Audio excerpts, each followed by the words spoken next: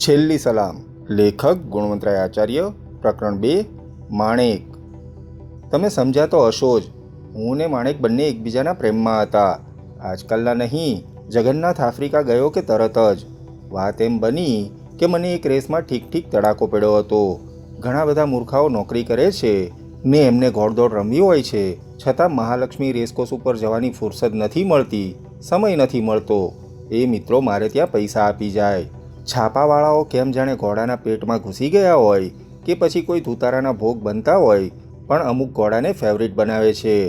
બસ એક ઘોડો ફેવરિટ બન્યો પછી જોઈ લો બુકીને તડાકો. બસ દરેક માણસ આવીને ફેવરિટ ઉપર પૈસા નાખી જાય. બસ વાત ત્યાં પૂગી જાય. એ પૈસા તમારા.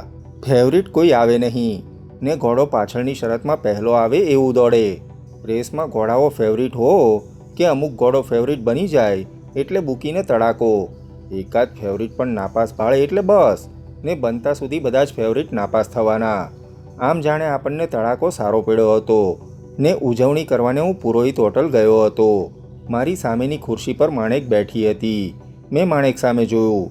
ઊંચી પાતળી સોટા જેવી, ગોરી અને ખાદીના કપડામાં સજ્જ થયેલી. મને જરાક અચંબો લાગ્યો. હું શું કોઈ નેતા સાથે ભટકાઈ ગયો કે? હું આમ રંગીલો માણસ. રંગીલો એટલે મુનિ નહીં, પડખે કે સામે બેઠેલા માણસ સાથે વાત કરવી જોઈએ. મેં કહ્યું, નમસ્તે બહેન. માણેકે મારી સામે જોયું, જાણે હું એનું પર્સ ઉઠાવી જવાનો હોઉં કે એના કાળા ચશ્મા તફડાવવાનો હોઉં. એમ એણે પર્સ ઉપર ગોગલ્સવાળો હાથ જોરથી દબાવ્યો. અજાણ્યાને કોઈ બિલાડી તાકે એમ એની લીલી આંખોથી મારી સામે તાકી રહી. હું જરાક છોભીલો તો પડ્યો, પણ એમ તો ભલભલા પોલીસ અમલદારોની તાકને પણ જીરવીને ગોળીને પી જનારો હું માવજીભાઈ. એક જુવાન સ્ત્રીની તાકથી શેર ખાઓ એ વાતમાં માલશો. ખરી રીતે જાણે વાત એમ છે કે હું કોઈ સ્ત્રીની પાછળ પાગલ તો બનતો નથી. બેકાયદાને બકાયદાની સરહદ ઉપર રહેનારને માટે 20 નખી બહુ ભયંકર છે એ હું જાણતો હતો. મશહૂર ચાંપસી ખૂન કેસ, પાવલા ખૂન કેસ અને બીજા મશહૂર સેંકડો મુકદ્દમાઓ વાંચનારને આટલી વાતની ખાતરી થશે કે આ દુનિયામાં માણસને માથે ભગવાને જો કોઈ ભારે ભીડ મૂકી હોય તો એ 20 નખીની છે. 20 નખી ન હોત તો બાપડો તુકોજી રાવ ઇન્દોરનું રાજ કરતો હોત ને બાવલા મોટરમાં ફરતો રહેતો હોત. હરિદાસ એના જાકુબના ધંધા ચાલુ રાખી શક્યો હોત ને ચંપા પાનવાલીની પાછળ ચાંપસીએ જીવ ખોયો ન હોત. ને એમ તો તમારે ગણવી હોય એટલી નામાવલી ગણી શકો છો. સીતા ન હોત તો રાવણને કંઈ થયું ન હોત. ઋષિકન્યા ન હોત તો યાદવા સ્થળી ન થઈ હોત. દ્રૌપદી ન હોત તો મહાભારત મંડાયું ન હોત. ને ઈવા બ્રાઉન ન હોત તો હિટલરનું કોઈએ નામ ન લીધું હોત. ને મેરી ન હોત તો નેપોલિયન પણ જીવ્યાના અંત સુધી ફ્રાન્સના તખ્તા ઉપર ધુબાકા કરતો હોત. એટલે મારા ભાઈ, નિશાળની માસ્તરગીરીથી માંડીને પોલીસ કમિશનર સુધીની લાંબી કેડી ઉપરની ગમે તે બજારમાં ગમે તે ધંધા કરો, પણ એક 20 નખીની પડખે ચડશોમાં. એટલે આપણે 20 નખીથી કાયમ 30 ગાઉ છેટે રહેવાવાળા. પણ તોય હોટલના ટેબલની સામે તમે જાણે ગટરમાંથી મળી આવેલી કોઈ બદબોદાર ચીજ હો એમ તમારી સામે કોઈ જુએ તો તમને લાગે તો ખરું ને. મેં કહ્યું, તમે ગભરાશો નહીં હો.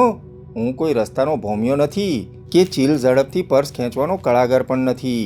આપણે પહેલાં મળ્યા નથી, હવે મળવાના નથી. નાસ્તા ઉપર વાત કરવાનો શું સભ્ય સમાજનો નિયમ નથી? માણેક મારી સામે જોઈ રહી. પછી ચહેરા ઉપરની કરડાકી જરા પણ હળવી કર્યા વગર એણે કહ્યું, હું અજાણ્યા સાથે વાત કરતી નથી. મને તો એમ હતું કે અંગ્રેજો ગયા છે.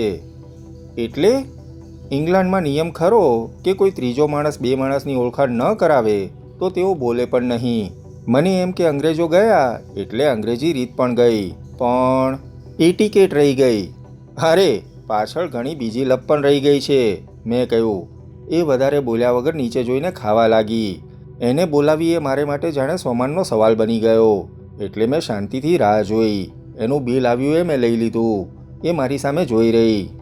મેં કહ્યું, મુંબઈમાં માણસો એકબીજાને ખાઈ જતા નથી ને પોતાનામાં જ નબળાઈ ન હોય તો સામા માણસ સાથે વિનયથી વાત કરવામાં વાંધો શો?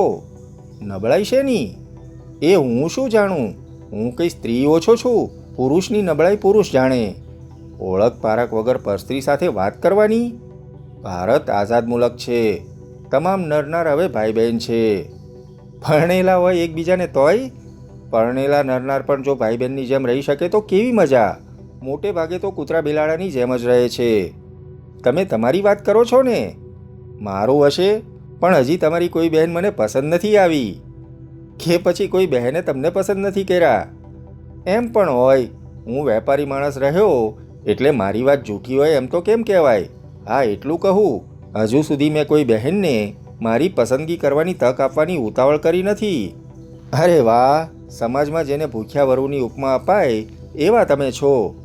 મને શું ઉપમા આપવી એ તો મને શું ખબર પડે? મને લાગે વળગે છે ત્યાં સુધી મારા પરણવાના ચાન્સ 1 ના 100 ગણાય. બાકી તો તમારા જેવા સામાજિક કાર્યકરને વધારે ખબર. સામાજિક કાર્યકર? કોણ સામાજિક કાર્યકર? તમે? હું? એ વળી તું ક્યાંથી લાવ્યા તમે? કેમ, તમે આમ નકશી ખાદી પહેરી છે, એક હાથમાં કાંડા ઘડિયાળ છે, બ્લાઉઝની ઉપરની કોરમાં ફાઉન્ટેન પેન છે, હાથમાં ખાદીની પર્સ કે થેલો છે ને કાળા ચશ્મા ચડાવ્યા છે. તમે અતિશુદ્ધ સામાજિક કાર્યકરના પોશાકમાં તો છો. ન ભૂલતો હોવ તો બહાર મોટર પણ ઊભી હશે, તમારી નહીં તો તમારા કોઈ ભક્તજનની. પહેલી વાર એક ખડખડાટ હસી. એનો કરડો ચહેરો એકાએક બગીચાના ગુલાબ જેવો બની ગયો. આરસની મૂરત તરીકે શોભતી નહોતી, પણ આમ એની સુરત ખરેખર રમણીય હતી. મારી સામે જોઈને હસતા હસતા એણે કહ્યું, કોણ સામાજિક કાર્યકર? કોની મોટર? અરે ભલા ભાઈ, હું તો ખાદી ભંડારામાં કાઉન્ટર ઉપર સેલ્સમેન છું. સેલ્સમેન કે સેલ્સવુમન? એટલે કે મારે જાણવું છે કે તમે તે સમાજસેવિકાના પોશાકમાં કોઈ સ્ત્રી છો કે સ્ત્રીના પોશાકમાં કોઈ પુરુષ છો? તમારી સાથે આટલું બોલી એનો મને અફસોસ થાય છે. તમે મર્યાદાની બહાર જાઓ છો. ના, મને માફ કરો, પણ મારી વાત, મારો ખુલાસો તો સાંભળો. અત્યાર સુધી તો પોલીસ પરેડના મેદાનમાં સાર્જન્ટ જેટલી પોતાના મોઢા ઉપર ભાવીને કરડાકી રાખે એટલી કરડાકી તમે એવી રાખીને બેઠા હતા કે બાપડા સાર્જન્ટને પણ તમારી પાસે કડપને માટે 2 વાત શીખવા આવવું પડે. ને તમે જ્યારે હસો છો ત્યારે એટલા સુંદર લાગો છો કે કોઈ સ્ત્રી આટલી સુંદર ન હોઈ શકે, સિવાય કે આબમાંથી પરી ઉતરી આવી હોય. થેન્ક યુ, એણે અભિનયપૂર્વક અદા કરી. 20 નખી સાથે મુદલ પ્રસંગ ન પાડનાર માણસને માટે તમે સ્ત્રીના વખાણ સરસ કરી જાણો છો. સ્ત્રીના વખાણ કરવાનો ભલા તમને અનુભવ ઘણો લાગે છે. નહીં જી, આજ પહેલાં મેં ક્યારેય કોઈ સ્ત્રીના વખાણ કર્યા જ નથી. માત્ર એના ચારિત્ર જ સાંભળ્યા છે. બાકી તદ્દન સાચી વાતને તો તમે વખાણ માનતા હો તો હું શું વધારે કહું? પેલા કાઠિયાવાડી દુહામાં કહ્યું છે તેમ, તમારો નાવલિયો ગમાર સમજું હું તો. ખુશામત તો ખુદાને પણ પ્યારી છે, માત્ર કરતા આવડવી જોઈએ. એ નરમ બની, એ સ્મિત કરતી ઊભી થઈ. હું પણ ઊભો થયો. મારી મોટર છે, હરકત ન હોય તો મૂકી જાઓ. એણે જવાબ ન આપ્યો. એના મૌનને હા સમજીને હું સાથે ચાલ્યો. બહાર મોટર ઊભી હતી, લાલ સિંગર, ખૂબ લાંબી, ખૂબ નીચી, ખૂબ ચમકતી, જાણે આજે જ ખરીદી હોય એવી. ચૂપચાપ બારણું ઉગાડીને હું ઊભો રહ્યો. થેન્ક યુ લિફ્ટને માટે એમ કહીને બેઠી. બારણું બંધ કરીને આગળથી ફરીને હું અંકારનારની બેઠક ઉપર બેઠો. ક્યાં? લુહારા ચાલ, ખાસ દૂર નથી, ને દૂર હોય તો ક્યાં મારે કાપવું છે? તમને હરકત ન હોય તો મરીન ડ્રાઈવ ઉપરથી રાઉન્ડ લઈને જઈએ, જરા દરિયાકાંઠાનો ડ્રાઈવ થશે. એણે જવાબ ન આપ્યો. મેં જવાબની રાહ ન જોઈ. ગાડી ચાલી. એણે કહ્યું, તમે સજ્જન માણસ લાગો છો, પણ મારા જેવી એ પરાયા નર સાથે ચેતીને ચાલવું રહ્યું. કેમ, કોઈ અજાણ્યા સાથે હોટલમાં એક મેજ ઉપર બેસવાનું થઈ જાય કે કોઈની સાથે 15-20 મિનિટમાં મોટર રાઉન્ડ લેવાય તોય ખાદી ભંડારવાળા વાંધો લે છે? ના, ખાદી ભંડારવાળા તો શું વાંધો લે? ને ત્યાં ક્યાં બધી એ સતીઓના સ્થાનક પણ છે. પણ મારે મારો વિચાર કરવો જોઈએ. તમારા પતિ વહેમવાળા માણસ છે? ના રે, એ તો બાપડો ભોળો ભગવાનનો માણસ છે. પણ વાત એમ છે કે આફ્રિકા ગયા છે ને હું એકલી છું. ને એકલી તો છું, પણ વધારામાં ગુજરાતી ચાલીમાં રહું છું. એ આપદા ખરી. તમારું નામ?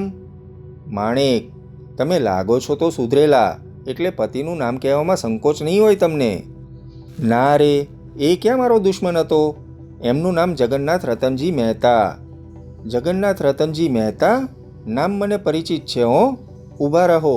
મારે ત્યાં ક્યારેક એક જગન્નાથ ઘોડો રમવા આવતો. એ કાઠિયાવાડનો વાણિયો હતો, અમરેલીનો. હું પણ મૂળ અમરેલીનો એટલે મને યાદ. બાપડો 5-10 રૂપિયા મૂકી જતો. મને 201 રૂપિયા આપી ગયો છે. કોઈ દિવસ એનો પસંદ કરેલો ઘોડો જીત્યાનું મને યાદ નથી. ઘોડા દોડની વાત તો હું નથી જાણતી, પણ હશે એ જ, કેમ કે એ પણ અમરેલીના જ છે, વાણિયા જ છે. દશા? હા, દશા શ્રીમાળી. ત્યારે તો એ જ. તમે પણ અમરેલીના છો? ના, હું સુરતની છું. વાણિયા? ના, બ્રાહ્મણ.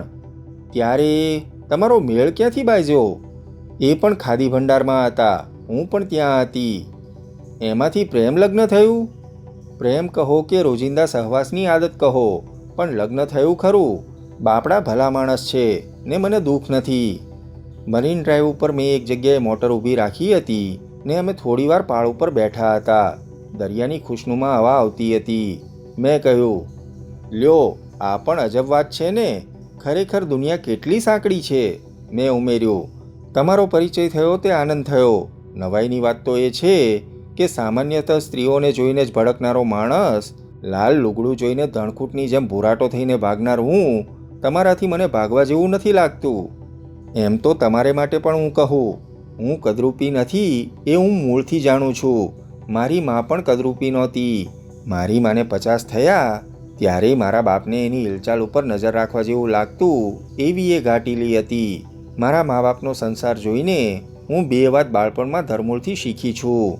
એક તો એ કે રૂપાળી સ્ત્રીનો ભરથાર સદાય વહેમેલો જ હોય છે ને રહે છે, ને બીજું રૂપાળી સ્ત્રીની આસપાસ પરાયા પુરુષો ભમરાની જેમ ભમે છે. બહેન રૂપાળી હોય તો સગા ભાઈનોય ભરોસો કરવા જેવું નથી. એવું રૂપાળી સ્ત્રીને માથે જમાનાઓથી ઉતરતું આવતું આળ છે, એટલે કોઈ પરાયા પુરુષને પણ ભ્રમ ન રહે ને મારા પરણ્યાને વહેમનું કારણ પણ ન મળે, એમ તમારા જેવા પરપુરુષ સાથે ચેતીને ચાલવાનો સ્વભાવ મારો થયો છે. પણ કોણ જાણે કેમ તમારા માટે મારા મનમાં એવું નથી. એટલી મહેરબાની તમારી. બાકી જગન્નાથને હું ઓળખું ને તમને ઓળખ્યા પછી તો એ મારો મિત્ર જ સમજો ને. ચાલો ઉઠીશું? હા ચાલો. હરકત ન હોય તો એક વાત કરું? બોલો ને. ખુશનુમા રાત છે, હજુ મોડું થયું નથી. ખુશનુમા હવા છે. તમને હરકત ન હોય તો હું તમને વરલી સુધી રાઉન્ડમાં લઈ જાઉં? પછી બહુ મોડું થાય તો? ના રે, વધારેમાં વધારે 1/4 કલાક. ક્યાંક ચા પાણી પીવા રોકાઈએ તો કલાક. એણે જવાબ ન દીધો. મેં મોટર રાઉન્ડ ફેરવવા લીધી. ચોપાટી આગળ જમણા હાથે વળવાને બદલે મેં મોટર આગળ લીધી. એનો એણે વાંધો ન લીધો.